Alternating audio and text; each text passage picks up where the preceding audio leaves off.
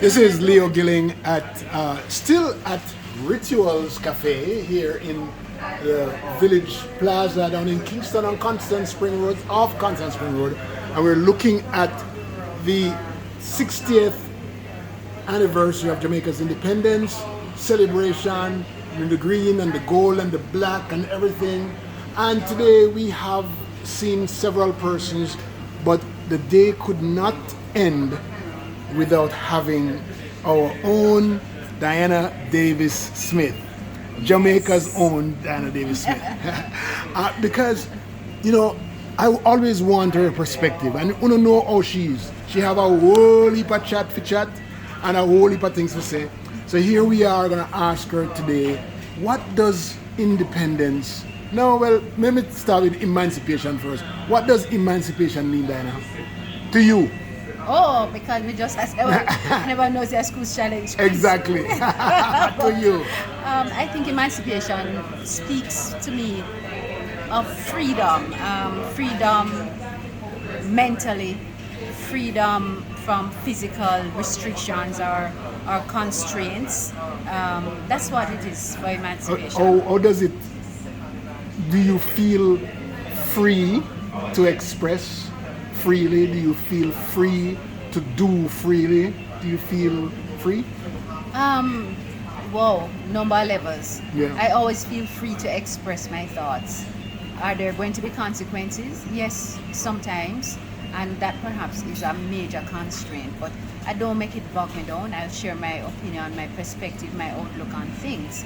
There are instances where you just have to be a little bit cautious because we operate in a space that can get political, and I use the term political not in terms of party issues, Right, yes. but political in terms of what is acceptable within this space. Right. Like, I'm not going to be at rituals and talk about cafe, blue coffee. Yes, You know? yeah. So one has to be mindful about those. Apart from that, I'm not constrained in my thoughts or my expressions of my views. Okay. I am constrained and perhaps not emancipated as it relates to how freely I move about my country and just move into any space that I want to move into. Right. That's because of crime? Because of the criminal activity, because of how sometimes it's almost unpredictable. It's not like you set up yourself and you walk into this space and you know, boy, if I go in here, this is going to happen. It's just so random. Right. So sometimes I'm constrained and perhaps not emancipated by that. But then when I talk to our leaders, they say it's not random. It's actually concentrated and Well, I don't know that it is concentrated. You read the paper and there's an happening in Westmoreland, you read the paper, there's in Kingston. There's no parish that has escaped it. Is that concentrated in all parishes? Oh, it's concentrated in Jamaica. Okay. Unfortunately, it's a small nation. Yes. So when something happens, it's going to be the news because it's a small space. Not to say that it's not happening in other places, but I feel special because Jamaica is my home. Excellent. Independence. It's our 60th, and that means independence from colonialism, different from emancipation. Yes. How does that impact Dianna Davis Smith? 60 years of celebration for anybody is quite an achievement. When you look at the death column, you can appreciate being 60. So as a nation, to get to that landmark. Are you calling me old, Dianna? I mean, But I call you old all the time. I probably call you older. Soon call you elder. Elder statesman. Yes, all right. But no, yes, Jamaica has grown for 60 years, or we have gotten to 60 years, but I don't know how much we have grown. I don't know how much we have really matured.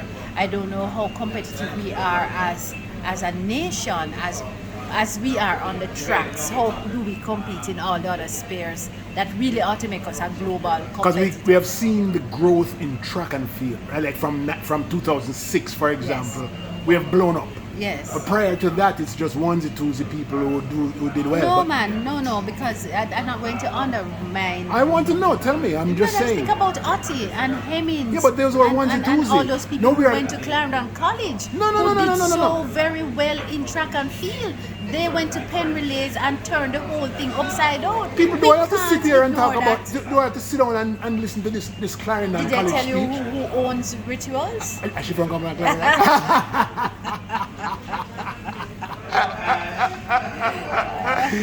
Oh my God. No, but we have accomplished much as a nation. There is a lot much further to go. I think that we need to lay a kind of a plan, a strategic plan that is for national growth, for growth of nation, not singularly for growth of particular administrations. Yes. So when you look at the education sector, and I'm really I was about dreadfully to ask you passionate about that. Right. You know, but you give Because I look, I'm going to bring it up for you. Yes. Because I look at, as I was talking to a young lady this morning, person that I want you to meet. Yes. She's a teacher and who lives in Kuwait. So she was really, really good. Nice. And so I want to talk to you about when I grew up, Yes. that how there were 5 grade 7s. One is a top, and then the other 4 are, what are they? They weren't prepared for greatness, but they were prepared mostly for banana wall, for our labor, but it's not clear that that's what's going on, but it is what it is. So we take the cream off of the crop, and then whatever is left, the dregs that's left. I'm using some derogatory term, but it implies our education system that we do a lot of creaming. Right. And I'm sorry that you use such terms, because if we look way back to the writings of Plato and how they operated was that they recognized the particular competencies and skill sets of individuals. So when you had 5 grade 7s, it was a recognition, one, that this world need different skill sets in order to survive, any nation. So yes, you're going to have those who are academics and those who are strong and big and can become soldiers and defenders and get that kind of a concentrated training. And then you have the others who are the technicians. But are they preparing those? That's the question that's why I brought it up. But I'm saying that back then they were on the right track. Right. It wasn't the dregs or the other set. Yes. Because we need those multiplicity of skill sets Absolutely. within any nation in an effective For nation building. way. For nation building. Exactly. But we seem to have lost. We have track. lost that because we are emphasizing the academics without taking advantage of the young man that was here with me this morning. This young man, he is great with graphics and videography and photography. And he says it's when he left school he learned to read. His wife taught him how to read. Good wife. Women are such creatures. Such That's not what my point is, though, Diana. Yes, my but you point have to. is. Valerie, you agree with me? I'm not gonna go down that road with you. Thank you, Valerie. Right? Because he said when he was in school, he was bored as hell. But he came out and he's doing great things with his. Awesome. Oh my God! And he said he would have been much better on if he had learned these skills that he was interested in school. He was very interested in arts, but they didn't teach him out. They was pushing academics down his throat. Yes, and no. So, yeah. The education sector really need to kind of wheel and come again. Wheel and come again, yeah. It's 60 years. We have gone quite a distance as it relates to attempts to educate the nation in a constructive way. But we have to have a longer term plan. One that doesn't change with an administration. One that is focused on the productivity and the long-term attainment of being international competitors beyond the tracks. Because we are beyond the tracks. Because we have the right idea about 7 years in school, right? But are we going to create a vocational segment for the people who are not academics, that's spending those extra 2 years so that they're prepared for school? Is that infrastructure in place for us to take advantage of that? Lord Leo is 60 years celebration. Is that celebration and you want to come call me out on these things? I am not going down that street with you. So thank you very much. And you go eat me. Oh God. No, you can't finish you cannot finish my interview like that. Okay. My interview Leo, I thank you so much for this opportunity to spend time with you. and Merry Christmas to my cousin. But you've touched on a real important point. I don't believe that we have concentrated in recent years on the preparation of vocational skills in a serious way. So what we have done now is to create an alternative sixth form program, but you then say this is alternative.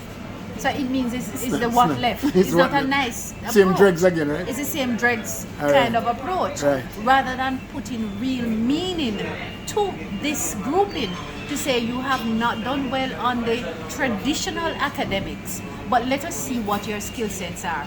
For me running this place, it would be at everybody starting, suppose in high school, would do an assessment, determine what their skill sets are, In fourth form. what they are inclined best to do, and then you build on that capacity and that competence. Right, because between 1 and 3 would have gotten all of the fundamentals, fundamentals and the out, rudiments and the then expansions, exactly, right. the And introduction to language and the Yes, understanding yes. of math and Yes. arithmetic and Yes. spelling and all of And then those. fourth form, now we do the assessment, form, and we say, exactly. okay, all right. Thank you so much, Dianna Davis. I told you that you would be good at this thing here.